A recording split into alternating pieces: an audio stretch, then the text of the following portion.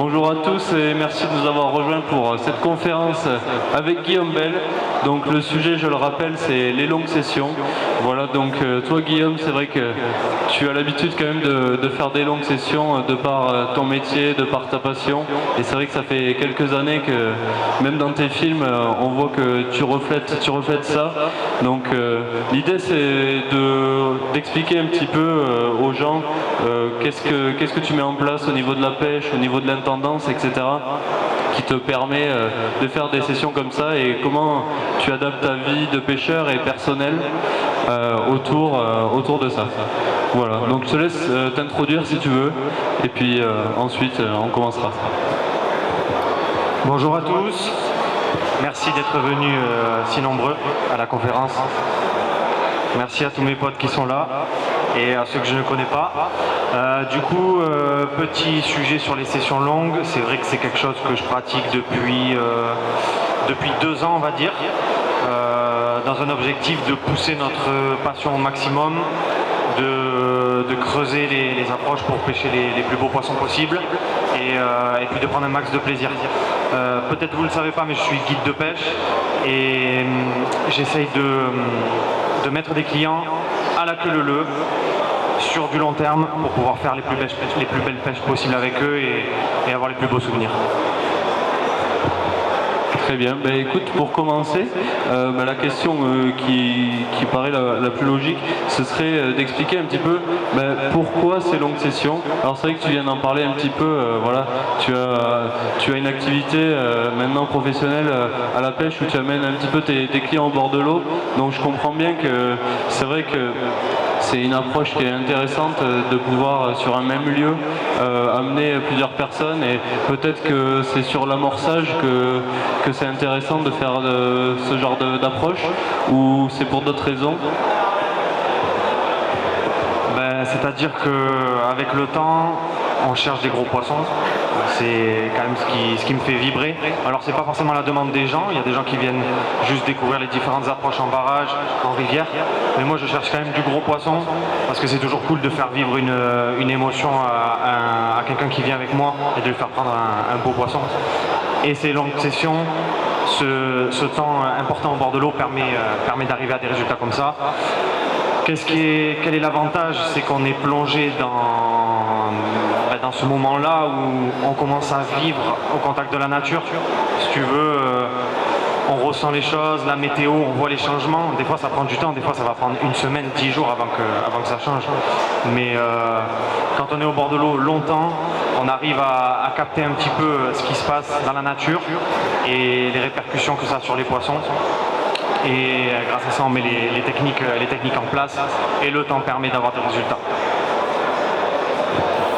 Tu dis que ça fait 2 ans que tu pratiques ce genre de pêche. Est-ce que tu pourrais nous expliquer, contrairement en fait aux pêches que tu exerçais avant ou par exemple à des personnes qui pêchent sur des week-ends, en fait il y a beaucoup de monde qui fait ça parce que forcément tout le monde n'a pas le temps parce qu'ils ont des métiers, tu n'as pas forcément énormément de vacances dans l'année, etc. Qu'est-ce qui change entre une session qui va durer 2 jours et une longue session? En fait, qu'est-ce que toi tu as changé par rapport à ça?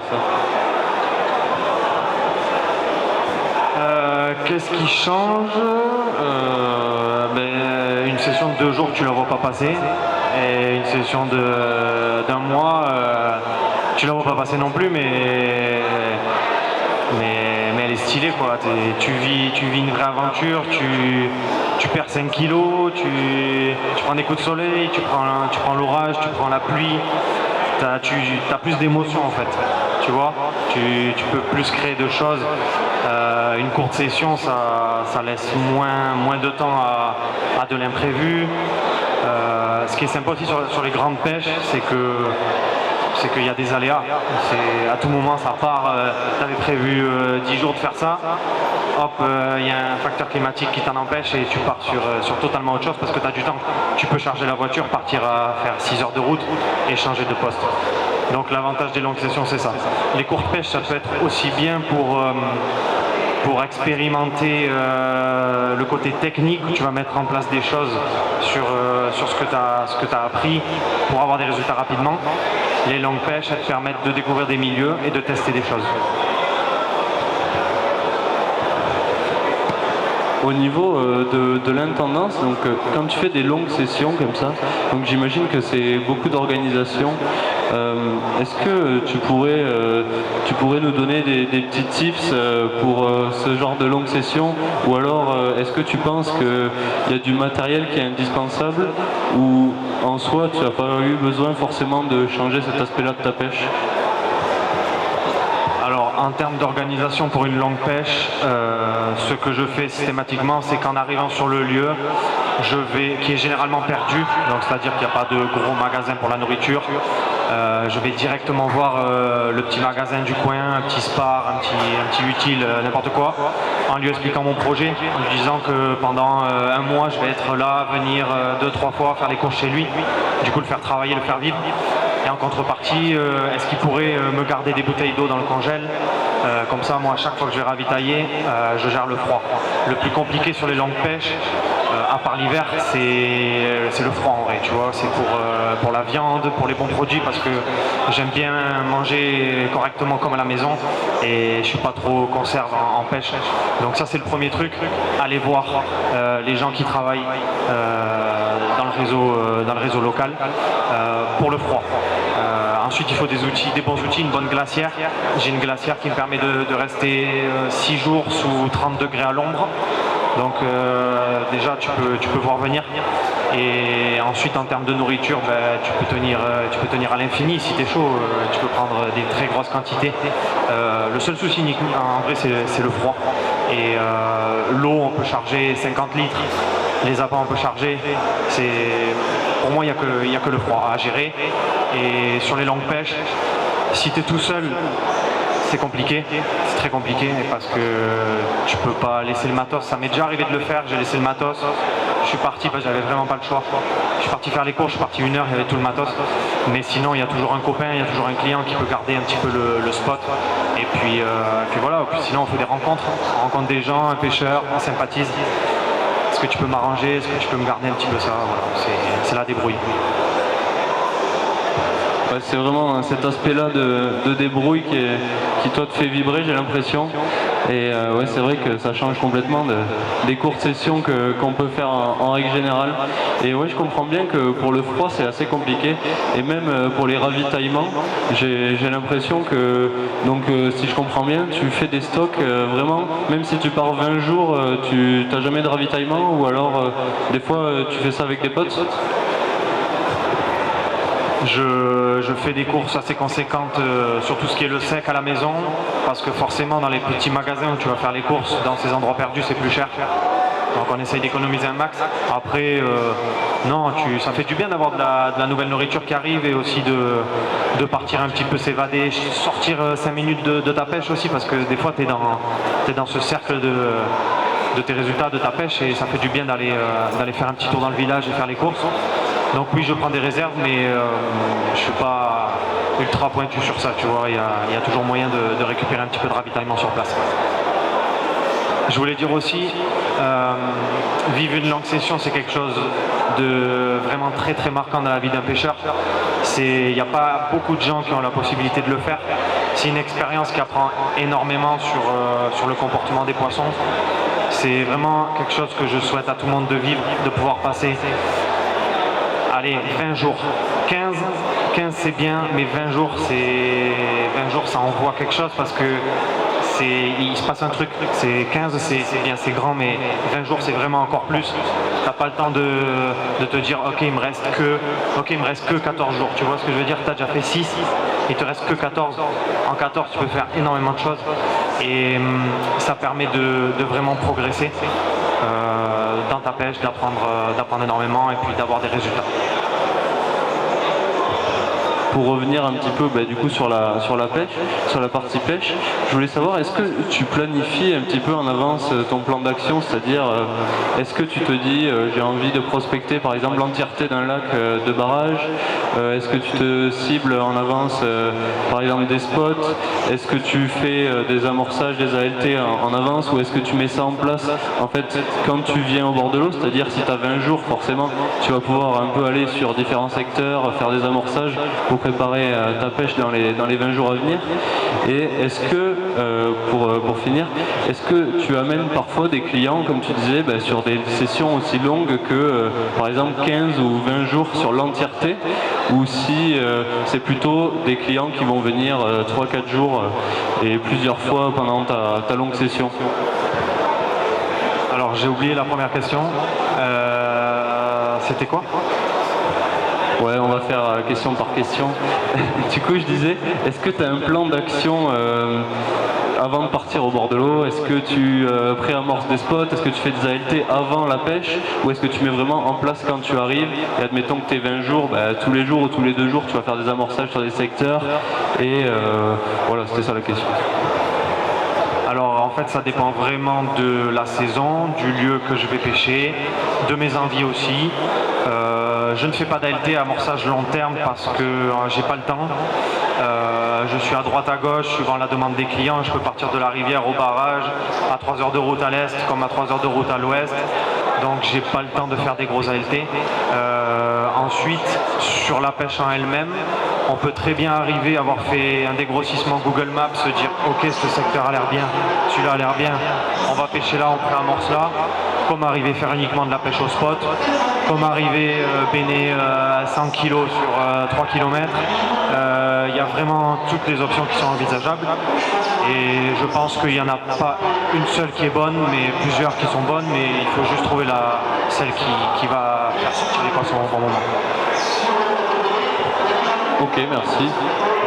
Écoute, du coup, je reviens sur la question de tout à l'heure. Est-ce que tu arrives à... Enfin, est-ce que certaines personnes viennent faire vraiment de très longues sessions avec toi? Ou est-ce que c'est vraiment toi qui pars 20 jours et il y a des personnes qui te rejoignent en cours de route? Est-ce que tu as des clients qui ont eu l'occasion de pouvoir te suivre aussi longtemps? Et qu'est-ce qu'ils en ont pensé, étant donné qu'ils ont certainement jamais fait des sessions aussi longues? Alors non, je n'ai jamais eu de clients sur du très très long terme. J'ai eu maximum 7 nuits, il me semble. 7 nuits qui est déjà une belle session sur le Salagou. Ensuite, j'ai fait une session l'année dernière de 28 nuits où j'avais calé 3 clients. Et c'était des gars qui sont venus 4, 5 et 4 nuits. Donc ce sont déjà de belles pêches, mais je n'ai jamais eu quelqu'un de motivé pour faire 20 jours avec moi. J'ai eu des demandes sur du 10 jours plus qui n'ont pas abouti, certainement financièrement, ça se comprend, mais moi il n'y a pas de souci, si quelqu'un veut venir 15 jours avec moi, j'aurai de quoi le réceptionner. Et sinon, entre potes, avec Flo qui est là, on s'est fait une petite session de 20 jours, 21, je sais plus. Et puis voilà, donc pas de clients sur du très très long terme, mais je pense que c'est plus un aspect financier qu'autre chose. Ok, très bien. Écoute, tu nous dis qu'au niveau du ravitaillement, bon ça, on a évoqué le sujet, tu arrives à être autonome, mais comment tu fais au niveau de l'énergie? Parce que c'est vrai que c'est une question qu'on se pose, parce que en plus de ça, tu produis des vidéos, tu produis des films, il y a quand même les moteurs électriques, si tu génères du froid, alors peut-être que c'est par gaz, mais ça peut être aussi électrique, il y a quand même beaucoup d'équipements électriques. Comment tu fais pour gérer sur un si long moment? Alors il existe certainement des panneaux solaires, mais est-ce qu'il y a d'autres solutions? Comment toi tu gères ça? Je gère avec un panneau solaire. Comment je gère ça? Oui, alors on a des très bons produits, des batteries qui sont très performantes. Sur les longues sessions que j'ai fait, il y avait systématiquement droit au thermique. Donc c'est vrai que c'est un gros atout parce que tu fais beaucoup de choses au thermique et au final tu utilises un petit peu moins l'électrique qui est gourmand en énergie. Après il suffit de nos jours avec les technologies qu'on a d'une belle journée ensoleillée pour recharger une grosse quantité d'énergie sur les batteries. Donc si tu tournes avec 2 batteries lithium, t'es en illimité. Il suffit 2 jours de soleil sur 30 jours, éventuellement aller 3. Et tu peux faire une session d'1 mois sans problème. Tous les appareils vidéo pour filmer, pour faire les photos, c'est vraiment pas gourmand en énergie. Donc j'ai une petite station à côté. On va dire, si vous voulez savoir en termes de budget, grosso modo, il y a un panneau solaire à 400 €, il y a 2 batteries à 1000 €, ça fait 2004, une station à 200, 2006. D'aller 2600 €, tu es autonome plus un thermique. Voilà. Et à creuser, peut-être une grosse session de prévu de presque 1 mois en full élec, rien de sûr, donc on verra. Mais en tout cas, si tu as un peu de produits qualitatifs, batterie lithium et panneaux solaires de nos jours, c'est pas bien compliqué. Écoute, je te remercie de nous avoir éclairé sur tout ça. Ce que je te propose, c'est que peut-être tu pourrais conclure avec une anecdote ou si tu veux faire passer une information. Et puis ensuite, on pourra éventuellement passer à des questions si le public en a. Une anecdote sur les longues sessions. Je réfléchis. Ouais, il y en a plein. Après, une intéressante comme ça, ça me vient pas. Des galères que j'ai eues. C'était pas une super longue session, mais j'étais sur le Salagou et gros vent et l'élec il a pété. Et j'ai dû choper un contact d'un collègue espagnol alors que j'avais pas de réseau, c'était un peu compliqué, marcher, monter. Le collègue est venu me chercher en stop, on est allé acheter un nouveau moteur qui m'a coûté un bras. Et heureusement j'avais un chalumeau et de l'étain sur moi, j'ai pu faire les soudures et j'ai pu continuer la pêche. Mais voilà, c'était un petit truc gentil, c'était tranquille. Après, une anecdote pêche. Sur une longue session où la pêche se décante, où pendant une semaine tu t'es touché et puis tout d'un coup en l'espace de 2 jours tu vas faire 6 poissons avec des très beaux poissons, ou même en l'espace d'une après-midi où j'ai fait 3 poissons à plus de 20 sur un seul spot. Voilà des belles anecdotes de pêche. Ou alors, comme je disais tout à l'heure, les longues pêches qui permettent de rentrer en contact avec la nature et de voir comment l'impact que ça a sur les poissons. Où pendant 10 jours c'est très compliqué et puis là tu as un énorme orage qui arrive et puis tu sais que tes canets pêchent bien et puis tu tombes un très gros poisson. Ça c'est aussi des belles anecdotes de longue session. En vrai il y en a plein et voilà, c'est les 3 qui m'ont traversé l'esprit. Je te remercie. Écoute, j'avais quand même une dernière question qui m'était venue. Tout à l'heure, tu disais que oui, tu aimais bien faire des gros poissons. C'est vrai qu'on se rend compte des fois quand on pêche, admettons une semaine, voire un peu moins, des fois on touche les plus gros poissons à la fin de la session. Est-ce que ça se vérifie aussi sur des très longues sessions, comme par exemple sur 20 jours? Est-ce que tu as pu remarquer ça? Ou quel est ton ressenti par rapport à ça, ton vécu? Alors pas forcément, je pense que c'est lié au changement climatique vraiment. Et si c'est pas lié au changement climatique, c'est lié à ta stratégie de pêche. Ça m'est arrivé de tomber les gros poissons à la fin parce que ça a pris le temps que ça a pris pour que je comprenne. Et j'ai réussi sur la fin grâce à... Voilà, en l'occurrence c'était un gros amorçage, je sais plus, j'ai envoyé 300 kilos. Et en fait j'ai compris comment le poisson s'alimentait et comment déjouer les grosses. Donc ça s'est passé en fin de pêche. Après il y a eu d'autres pêches où ça s'est passé grâce aux facteurs climatiques. Les facteurs climatiques, des fois c'était au bout du 10e jour, comme du 15e. Il n'y a pas de loi sur ça. Voilà. Donc après ça va dépendre de la saison aussi. Et je repense à une aussi, oui, où c'était facteur climatique mais qui arrivait en fin de session. Mais c'est souvent la météo qui va déclencher la réussite si tu as bien analysé comment ça se passait et que les cannes pêchent correctement. Ok. Écoute, on va passer aux questions. Est-ce que quelqu'un a une question? Tout a été dit, ouais, a priori. N'hésitez pas surtout, parce qu'après c'est fini.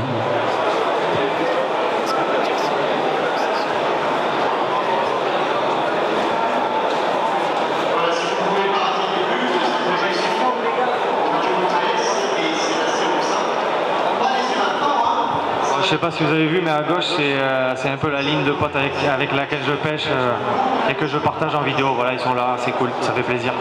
N'hésitez pas si vous avez une petite question, sinon on peut discuter aussi en sortie de la petite conférence. Quoi de plus vous dire pour les longues sessions, je ne sais pas, je pense que on a bien tourné autour du sujet. Je vous souhaite à tous de vivre une longue session parce que c'est super cool. Si vous avez la chance, posez des congés, allez-y, n'hésitez pas, prenez du matos, de la bouffe, des billes, des bons appâts, des hameçons, tout bien affûté. Et un bon bateau aussi, c'est pas mal. Et un thermique qui tient la route si vous allez dans des grands espaces. Mais franchement, ça vaut le coup, ça fait progresser. Et puis ça remplira certainement l'album photo de beaux souvenirs s'il y a des belles captures. Écoute Guillaume, merci beaucoup et puis comme tu disais, ouais, n'hésitez pas en tout cas à la sortie de la conférence à interpeller Guillaume qui aura certainement 5 minutes à vous accorder et puis sinon je vous souhaite à tous un bon salon et une bonne soirée. Merci.